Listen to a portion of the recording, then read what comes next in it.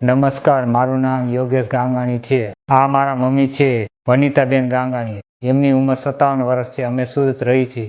મારા મમ્મીને 1 વર્ષ પહેલા શરદી ખાંસી ઉધરસ થઈ ગયેલી હતી, એટલે નજીકના ડોક્ટરને બતાવવા ગયેલા. ત્યાં એમને ડોક્ટરને એ પણ બતાવ્યું, એમની છાતીમાં એક નાની ગાંઠ જેવું હતું. ડોક્ટરે તપાસ્યું અને કહ્યું કે મને આમાં થોડું અજુગતું લાગે છે, તો તમે મોટા ડોક્ટર પાસે જાઓ, ત્યાં ચેક કરાવો. એટલે અમે આનંદ સર પાસે આવ્યા. એમને મારા મમ્મીને તપાસીને કહ્યું કે આપણે એકવાર બાયોપ્સી કરાવી. એટલે અમે હા પાડી. બાયોપ્સી કરાવ્યું તો એનું રિઝલ્ટ આવ્યું કે મારા મમ્મીને 3જા સ્ટેજનું કેન્સર છે.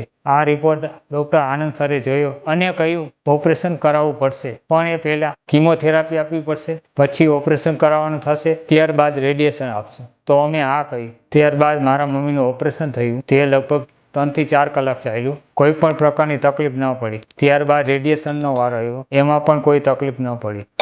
આજે આ ઓપરેશનને લગભગ 1 વર્ષ થઈ ગયેલું. મારા મમ્મીને કોઈ પ્રકારની તકલીફ નથી. મારા મમ્મી હવે નોર્મલ લાઈફસ્ટાઈલમાં આવી ગયા છે.